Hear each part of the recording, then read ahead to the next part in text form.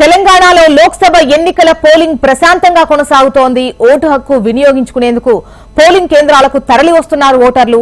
అయితే ఉదయం 8 గంటల నుంచి మెల్లమెల్లగా పోలింగ్ కేంద్రాలకు ఓటర్ల సంఖ్య అయితే పెరుగుతోంది. క్యూ లైన్ పాటిస్తూ చేతికి సిరా అంటించుకుంటున్నారు. ఇటు పోలింగ్ కేంద్రాల వద్ద ప్రజలకు ఎలాంటి ఇబ్బంది తలెత్తకుండా ఏర్పాట్లు చేశారు. చైర్లు, నీళ్లను అందుబాటులో ఉంచారు. ఎండ నేపథ్యంలో టెంట్లు కూడా వేశారు. అయితే మధ్యాహ్నం ఎండవేడి పెరుగుతుంది అనే ముందు జాగ్రత్తతో సాధ్యమైనంత మేర ఆలోపే ఓటు హక్కు వినియోగించుకునేలా చూస్తున్నారు ఓటర్లు. ఇక కరీంనగర్ లో పోలింగ్ కు సంబంధించి పర్సంటేజ్ కు సంబంధించి వివరాలు మనకు రీజనల్ కోఆర్డినేటర్ గోపాలకృష్ణ అందిస్తారు. గోపాలకృష్ణ, ప్రస్తుతం అక్కడ సిచ్యువేషన్ ఎలా ఉంది, పోలింగ్ ఎలా కొనసాగుతోంది, అండ్ ఈ 2 గంటల్లో ఎంత పర్సంటేజ్ నమోదైంది కరీంనగర్?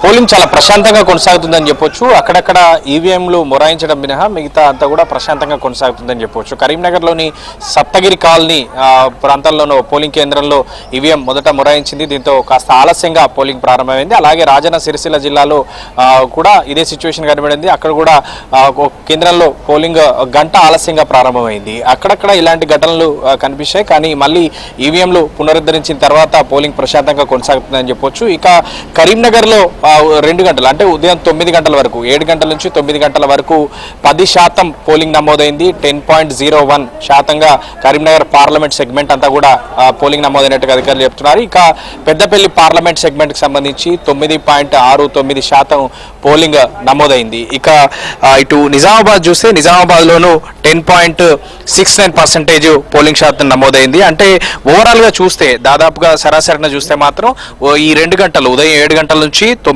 గంటల వరకు 10% పోలింగ్ నమోదవుతూ వస్తుందని చెప్పుకోవచ్చు. ఉత్తర తెలంగాణలో చాలా కీలకమైనటువంటి నియోజకవర్గాలుగా భావిస్తూ ఉంటారు. కరీంనగర్ కావచ్చు, నిజామాబాద్, పెద్దపల్లి ఈ ప్రాంతాల్లో పోలింగ్ పర్సంటేజ్ను పెంచేందుకు ఇటు ఎన్నికల అధికారులు కావచ్చు, పార్టీలు కావచ్చు చాలా ప్రయత్నాలు చేశాయని చెప్పొచ్చు. ఈ నేపథ్యంలోనే ఇప్పుడు ఉదయం ఎండాకాలం కావడంతో ఉదయాన్నే కొంత పోలింగ్ కేంద్రాలకు రష్ అయితే కనబడుతూ ఉంది.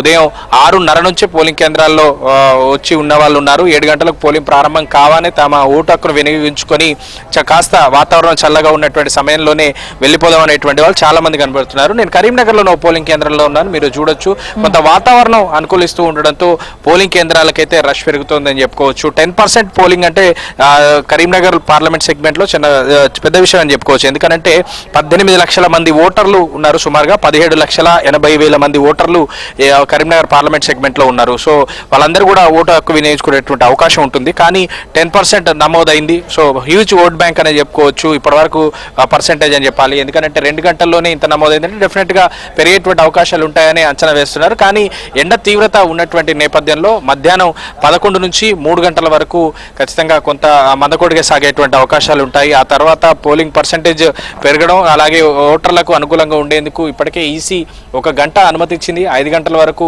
గతంలో ఉన్నటువంటి నిబంధనని ఇప్పుడు 6 గంటల వరకు పొడిగించింది. సో 6 గంటల వరకు కూడా పోలింగ్ జరిగేటువంటి అవకాశం ఉంటుంది. ఒకవేళ 6 లోపు పోలింగ్ కేంద్రాలకు వచ్చి క్యూ లైన్ లో నిలబడితే కనుక ఖచ్చితంగా ఏ రాత్రి వరకైనా వారికి ఓటు వేసేటువంటి అనుకూలంగా ఉంటుంది. సో ఓటు వేసేందుకు అనుమతిస్తారు. సో రాత్రులు కూడా కొనసాగేటువంటి అవకాశం ఉంటుంది. ఒక మావోయిస్టు ప్రభావిత ప్రాంతాలుగా ఉన్నటువంటి ఆదిలాబాద్, అలాగే పెద్దపల్లి, మంచిర్యాల ఈ జిల్లాలకు సంబంధించినటువంటి దానిలో మాత్రం కొన్ని పోలింగ్ బూత్ కేంద్రాల్లో సాయంత్రం 4 గంటల వరకే పోలింగ్ ఉంటుంది. సాయంత్రం 4 గంటల వరకు ఎట్టి పరిస్థితుల్లో అక్కడ పోలింగ్ ముగించేస్తారు. సో నిబంధనల ప్రకారం అక్కడ 4 గంటల వరకే ఉంటుంది. కాబట్టి పోలింగ్ పర్సంటేజ్ ఏ విధంగా ఉంటుంది ఆయా సెగ్మెంట్లో అనేది చూడాలి. ఎందుకంటే అనుకూలంగా ఉదయం 7 గంటల నుంచి ఇప్పటి వరకు చూస్తే మిగతా పార్లమెంట్ సెగ్మెంట్లో వారిగా చూసినా సరాసరి అలాగే నమోదు వస్తుంది. కానీ ఎండ తీవ్రత పెరిగినప్పుడు సాయంత్రం 4 గంటలకే క్లోజ్ చేస్తున్నటువంటి సందర్భంలో అక్కడ కొంత పోలింగ్ పర్సెంట్ పై ఎఫెక్ట్ పడేటువంటి అవకాశాలు అయితే స్పష్టంగా కనబడుతున్నాయి. అయితే సెక్యూరిటీ రీజన్స్ కారణంగా అక్కడ ఖచ్చితంగా 4 గంటల వరకే